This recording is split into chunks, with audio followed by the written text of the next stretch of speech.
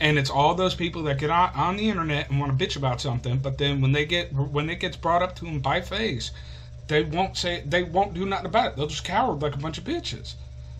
Yeah, and like I said, I'm not going to go into it too much, but anytime I see the news covering shit like this and they're heavy-handed on it, it makes me wonder what they're trying to distract the average person from in the long run. And it's just, and I got a pretty good idea, but we'll talk about that some other time. But it just, I don't trust the fucking news agencies either. I don't either. Honestly, I don't. I don't, from my experiences, especially for the fact of, how should I put this without giving out too much shit? Okay, so here we go. With me, I'm a vet that has 4 years in the military, medically discharged due to the fact of an injury I sustained. With situations that happen, let's take in, for example, situations overseas. I'm not going to go into any topics or anything like that. But with situations that happen, when the news gets a hold of it, it gets blown way the fuck out of proportion. Way out of proportion, to the point of people are having to call home to families, be like, hey, I'm okay, I'm letting you know this is exactly what happened, before the news gets a hold of you. Because, for instance, there was a guy from Marine Force Recon who, he was on one of the podcasts that I watch. He was sitting there talking, and him and his guys raided a compound, and he peeked the corner, and when he peeked the corner, he got shot in the helmet, and it was lights out for him. And he thought he was dead, because from his instance, he had an outer body experience, pretty much is what he said. And after a little bit, he got asked by his hire after like a couple weeks, and they asked him, they were like, hey, did you ever call home? He's like, no, why? And before this time, he never got letters, no nothing. And he was sitting there, he was wondering why the fuck he didn't get no letters. I think I know exactly what you're talking about. Yeah, but go ahead. Hire told him to call home, and he called his mom, and he was like, hey, Mom. And his mom was like, who the fuck is this? They mistakenly put him on the killed in actions list. How the fuck? I remember that video. How the fuck do you do that? I have no idea. But for the fact of they mistakenly put him on the KIA list, and his family thought he was dead. And you got to take him, for instance, is say like a big topic like that, like instant U.S. Marine killed overseas. The news gets a hold of that, and they fucking run with it. It goes from one U.S. Marine killed to all of a sudden they bump it up to like fucking 13, just like that. But they combined all of the events into one. And they say, oh, raid on fucking compound in the Middle East and 13 U.S. Marines dead. Where it's one got shot in the helmet and he fully recovered, and then he got mistakenly put on the KIA list. That right there is the example of the news taking something small and fucking running with it. And the reason why they do that is because they got to make money somehow. And the more they flabbergast shit is how they make more money, because people are like, oh, fuck, I need to know what's going on. I need to know what's going on now. And then that's where the news is like, oh, well, we'll get you next commercial break. And then they go into a commercial break, and then now you're sitting there like, well, fuck, I need to know what's going on. Well, it's just like an old adage that they've always went by. Good news does not sell. That's just like, take YouTube, for example, and it's not necessarily a news network type of issue. It's a human nature type issue.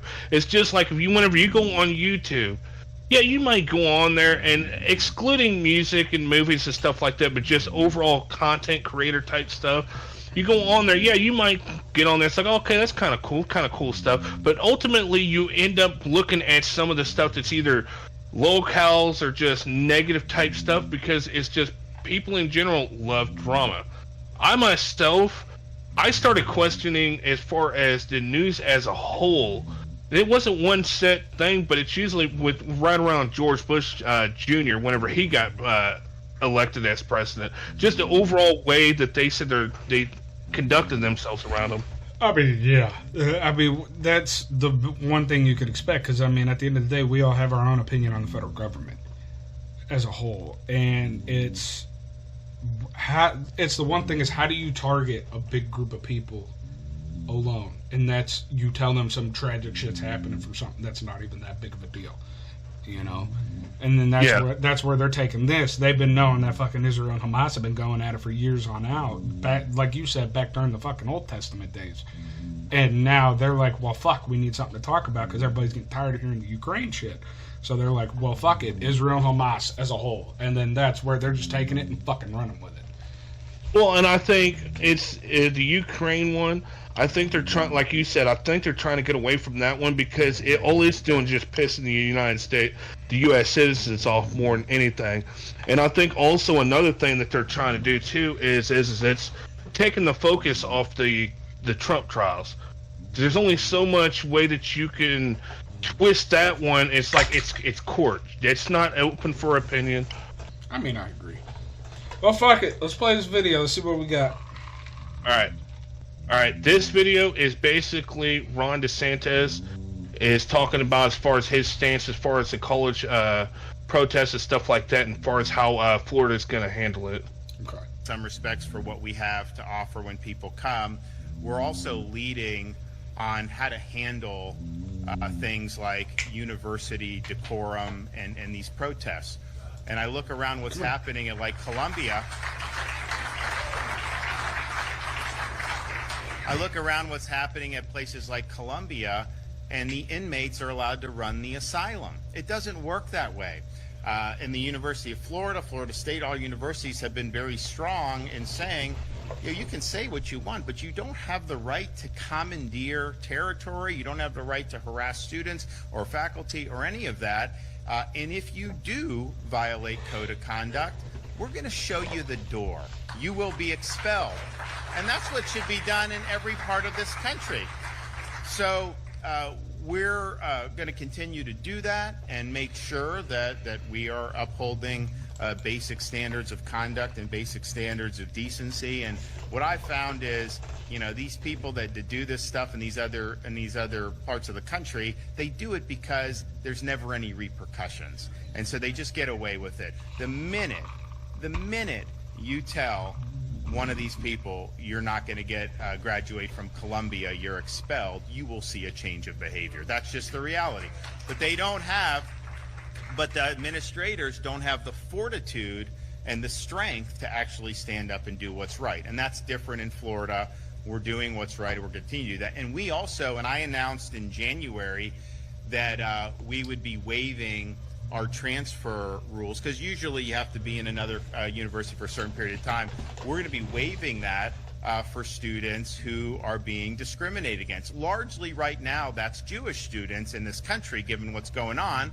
Our rules aren't limited to that. I mean, if there's other people that are in a bad environment, we do. But I think you're going to see some of these students in some of these schools to say, you know what, the hell with it. Why would I want to put myself through that and be targeted by these rage mobs on campus? I can come to Florida and actually know that I can study in a good environment and be treated with respect. So I think you're going to start to see a lot of people take us up on that offer. We won't know until the fall semester, but we're a much different environment, and people are noticing that. And what we're doing is the right thing to do. And it's sad that what we're doing is even noticeable, because this should just be kind of how all this is. It used to be you would have some of this campus stuff, maybe at like a Berkeley or in some of these pockets, but now it's kind of become the norm all across most of the United States. I think Florida certainly is an exception, and then there's some others that are exceptions. And the same thing with just outside of university campuses. You have these pro-Hamas people taking over bridges and taking over streets in other parts of the country. They tried to take over a street in Miami, and they got dragged off the street and dumped on the side of the road. We're not going to let you take over the streets. It's absurd that you're going to make people wait in traffic and do all that stuff. It doesn't make sense. So I'm proud of what we have to offer with the natural resources in this, but I'm also proud of just leading with common sense and saying, you know what, Florida is going to be a refuge from the insanity that we see in so many other parts of the country. You goddamn right. All right, we have any questions? Anybody back there? First of all, that's not what we've done in Florida at all. You have a right to support or not support Israel. That's a First Amendment. You don't have a right to pitch a tent in the middle of campus and commandeer some of the property. And so what we've seen is when students, and look, there haven't been that many in Florida. I mean, it's a much smaller compared to these others.